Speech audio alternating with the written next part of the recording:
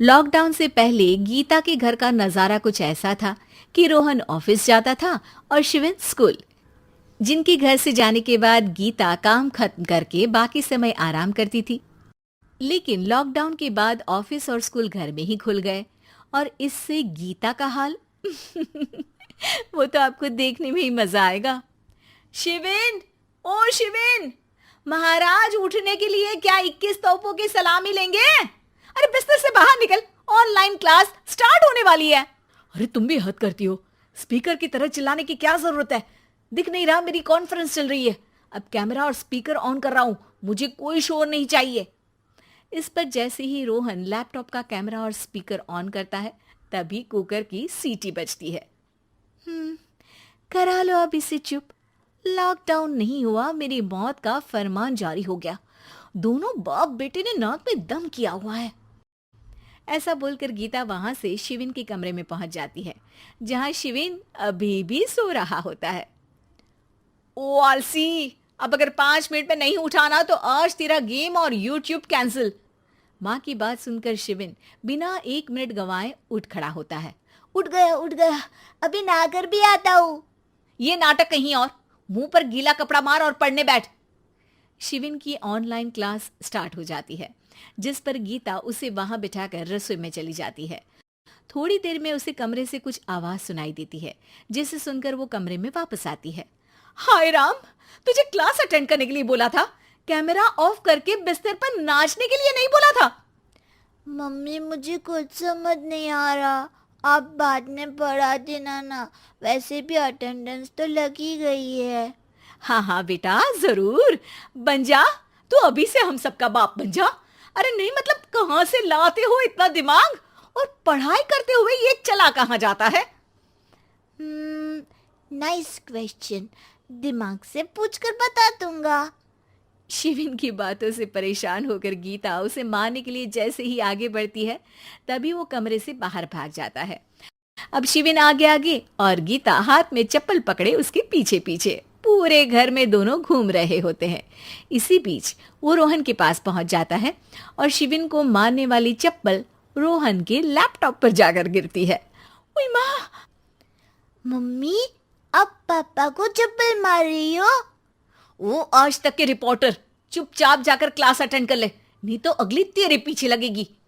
इस पर शिविन वहां से चला जाता है, जिसके बाद रोहन गीता से कहता है, इस सर्कस के लिए कुछ बोलना चाहोगी? अरे क्या करूं, जब से तुम दोनों घर में रहने लगे हो घर अपने आप ही सर्कस बन गया है और मैं तुम्हारी नौकर। कभी बेटी को संभालो तो कभी बाप के नखरे उठाओ। इन्हीं सब उथल पुथल में दिन बीतते रहते हैं, जिसमें हर रोज घर के अंदर कुछ नया सियप्पा खड़ा मिलता है, जो ज्यादातर शिविन और रोहन के ऑनलाइन स्कूल और ऑफिस से रिलेटेड ही होता है। एक सुबह, शिविन चल उठ, आज की क्लास जल्दी है। कैमरा ऑफ करके आप अटेंड कर लो।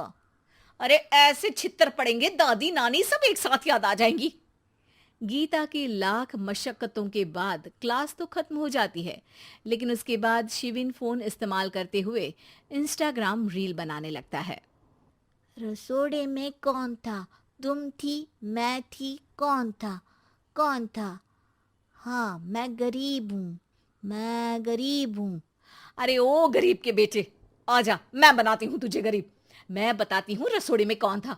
पढ़ाई करने बोलो तो इनकी माँ मर जाती है, और ये पागलपंतियां जितनी मर्जी करा लो। गीता शिविन को डांट रही होती है, तभी रोहन बीच में बोल पड़ता है। अरे बच्चा ही तो है, इतना गुस्सा क्यों कर रही हो? बेटे का साथ देने की इसी एक कोशिश में अब शिविन के साथ साथ रोहन भी गीता के गुस्से की सूली पर चढ़ जाता है। अगर बेटे पर इतना ही प्यार आ रहा है तो इसे क्लास अटेंड क्यों नहीं कराते, इसका होमवर्क क्यों नहीं कराते? उस समय तो बहुत जल्दी मीटिंग आ जाती है, वो काम मैं करूं और यहाँ इस बेफिजुली की चीज में तरफदारी करके बन जाओ महान। हे भगवान, कोई तो इनके ऑफिस और स्कूल खुलवाओ, मैं इन्हें और घर में नहीं सह सकती। अरे कुछ और मांग लेती, क्योंकि तुम्हारी ये विश इस साल तो पूरी होने से रही, कोरोना। हाय नास पिटे ने जिंदगी ही बर्बाद कर दी। खाए कोई पचाए कोई, कल मुझे चुन चुन कर सबको मेरी बद्दुआ लगेगी। उन्होंने दुनिया का और इन बाप बेटे दोनों ने मेरा जीना मुश्किल कर दिया। गीता वहां से चली जाती है, जिसके बाद रोहन शिविन से कहता है, अरे तुम्हारी मम्मी इतनी भड़की हुई क्यों है? आपकी वजह से पूरा समय घर में रहते हो और उस पर कोई काम कराने की जगह बस ऑर्डर देते रहते हो। अच्छा बेटे, सारा इल्जाम मुझ पर? पूरा दिन तो वो तुम पर ही चिल्लाती है। हाँ, मतलब दोनों का 50-50 है, कुछ करना पड़ेगा। वो कहते ना, make the best out of worst. I have an idea. वैसे तुम्हारी माँ सही कहती है, बहुत जुबान चलाने लगे हो, कम बोला करो। अगली सुबह रोहन और शिविन अपनी गलती को सुधारने के लिए गीता के उठने से पहले घर का आधा काम खत्म कर देते हैं, जिसे देखकर गीता खुश हो जाती है और फिर बाकी बचा काम वो तीनों मिलकर पूरा कर लेते हैं। जिसके बाद अब वो सब मिल बांट कर हर काम में एक दूसरे की मदद करते हुए लॉकडाउन का मजा लेने लगते हैं।